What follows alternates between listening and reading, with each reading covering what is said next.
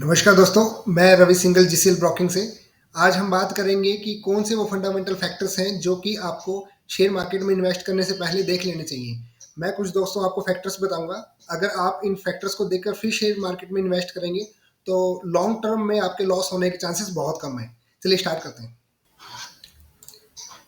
चलिए दोस्तों, जैसे ये एक वेबसाइट आप देख रहे हैं screener.com, जो कि मेरी फेवरेट वेबसाइट है कोई भी कंपनी के रिसर्च के लिए।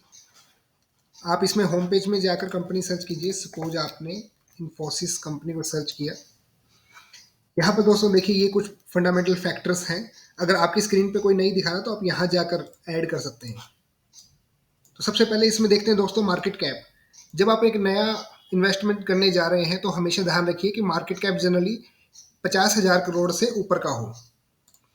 दूसरा दोस्तों स्टॉक का पी। स्टॉक का पी मतलब कि अगर एक कंपनी 1 रुपये कमा रही है तो स्टॉक का प्राइस उसके मल्टीपल में कितना है। जैसे इस शेयर की बात करूं तो 26 गुना शेयर का प्राइस है उसकी ईयरली अर्निंग पर शेयर से। थर्ड दोस्तों रिटर्न ऑन कैपिटल एम्प्लॉयड। इसका मतलब जो कैपिटल कंपनी के प्रमोटर्स ने लगा रखी है उसके ऊपर ईयरली कितना रिटर्न आ रहा है। तो जनरली दोस्तों कोशिश कीजिए 25 से ऊपर हो।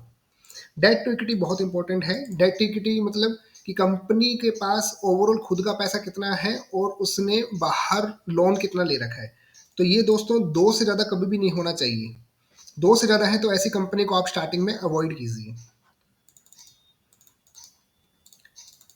Next promoter holding. Promoter holding दोस्तों हमें कोशिश करनी है कि कम से कम ऐसी कंपनी हम चूज करें जिसमें प्रमोटर होल्डिंग कम से कम 50% की हो। Then sales growth. Sales growth की हम बात करें तो मिनिमम 10% की 5 ईयर सेल्स ग्रोथ कंपनी की होनी चाहिए। इसी तरह से दोस्तों और भी फैक्टर हम देख सकते हैं, जैसे dividend yield. Company dividend paying होनी चाहिए। फेस वैल्यू से कोई फर्क नहीं पड़ता। रिटर्न ऑन इक्विटी की इस पर्टिकुलर शेयर ने पिछले कुछ सालों के अंदर इक्विटी इन्वेस्टमेंट जिसने किया उसको कितना रिटर्न दिया है, तो वो करीब 29% की है। जनरली आप कोशिश कीजिए कि कम से कम अगर 15% का रिटर्न है तो इस शेयर में आप इन्वेस्ट कर सकते हैं। इसके बाद आप हाई लो भी देख सकते हैं कि पिछले 1 साल के अंदर कंपनी का हाईएस्ट प्राइस कितना गया है और लो प्राइस कितना है। जैसे ये शेयर अभी लो प्राइस के आसपास चल रहा है तो इसमें हम इन्वेस्ट कर सकते हैं। तो दोस्तों ये कुछ एक ऐसे फैक्टर थे जो कि बहुत इंपॉर्टेंट है एक कंपनी के लिए। अगर आप इन्वेस्टमेंट करने से पहले ये सारे फैक्टर अच्छे से देखकर इनकी स्टडी करके फिर आप कैपिटल मार्केट में इन्वेस्ट करते हैं और शेयर को कम से कम 5 से 7 सालों के लिए होल्ड करते हैं, तो मैं उम्मीद करता हूँ कि आपको 12 से 15% की रिटर्न इस मार्केट से मिलनी चाहिए।